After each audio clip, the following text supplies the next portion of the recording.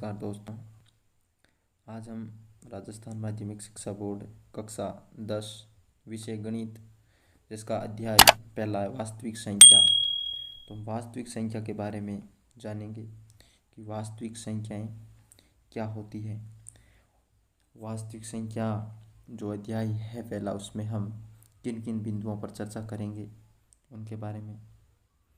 तो हम इस अध्याय में अध्ययन बिंदु सबसे पहले वास्तविक संख्या का परिचय यानी वास्तविक संख्या क्या होती है, और दूसरा अध्ययन बिंदु इसमें यूक्लिड विभाजन प्रेमिका यानी यूक्लिड विभाजन एल्गोरिथम के प्रयोग से किस प्रकार हम HCF निकालते हैं उसके बारे में चर्चा करेंगे।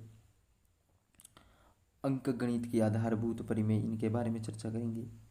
अपरिमेय संख्याएं, परिमेय व अपरिमेय संख्याओं का दशमलव प्रसार, इन सभी के बारे में हम यहाँ पर चर्चा करने वाले हैं।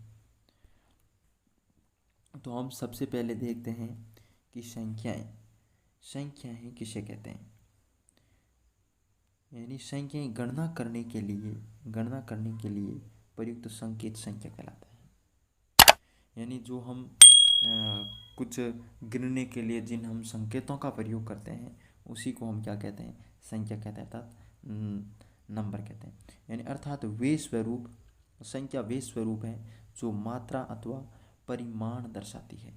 यानी मात्रा अथवा परिणाम दर्शा, जैसे 1 2 3 4, ये क्या है, ये संख्या है इस प्रकार। तो ये क्या है, संकेत है, और इन्हीं को हम क्या कहते हैं, संख्या कहते हैं। संख्याओं के विभिन्न समुच्चय,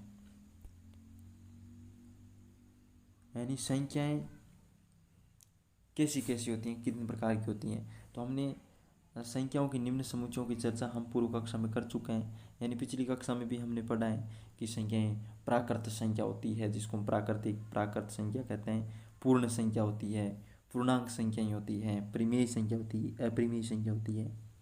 यानी प्राकृत संख्या जो 1 से शुरू होके 1 2 3 4 इस प्रकार जो अनंत तक चलती जाती है वो क्या कहलाती है, वो प्राकृत या प्राकृतिक संख्या कहते हैं, जिसको हम अंग्रेजी के कैपिटल N अक्षर से दर्शाते हैं।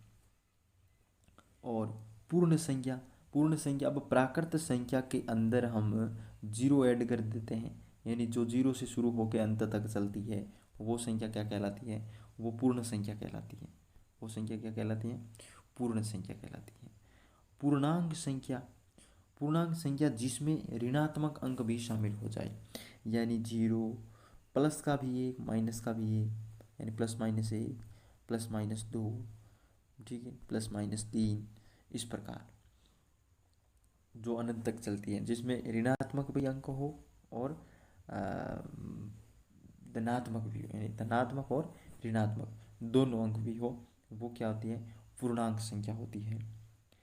और परिमेय संख्या, अब परिमेय संख्या किसे कहते हैं, यानी जिन संख्या को हम P/Q के रूप में लिख सकते हैं, यानी जिन संख्या को हम P/Q के रूप में लिख सकते हैं वे संख्या क्या कहलाएगी, वे संख्या पूर्णांक संख्या कहलाएगी।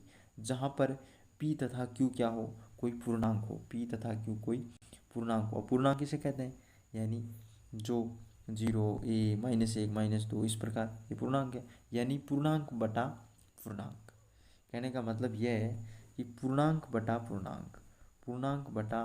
पूर्णांक क्या होता है, परिमेय संख्या होती है। ठीक है।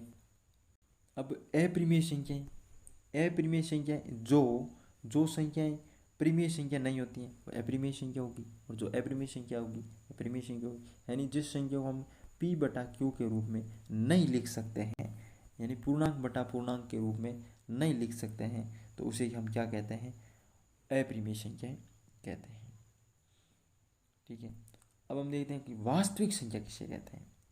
वास्तविक संख्याएं, अब हमारा अध्याय जो है उसमें अध्याय में ये लिखा है कि वास्तविक संख्याएं। तो वास्तविक संख्याएं क्या होती है, वास्तविक संख्या उसे कहते हैं जो परिमेय तथा अपरिमेय संख्याओं का सम्मिलित रूप वास्तविक संख्याएं कहलाता है। ठीक है। परिमेय तथा अपरिमेय संख्याओं का सम्मिलित रूप क्या कहलाता है, वास्तविक संख्याएं कहलाता है। जैसे जैसे 5002, तो ये क्या है, वास्तविक संख्या है। तो इसमें परिमेय संख्या भी है, अपरिमेय संख्या भी है। ठीक है, इस प्रकार जो परिमेय तथा अपरिमेय, परिमेय संख्या, परिमेय प्लस अपरिमेय, अपरिमेय बराबर क्या हो गया, वास्तविक संख्या, बराबर वास्तविक संख्या। तो आज हम इतना ही। आगे हम अगले अध्याय में हम प्रश्नावली 1.1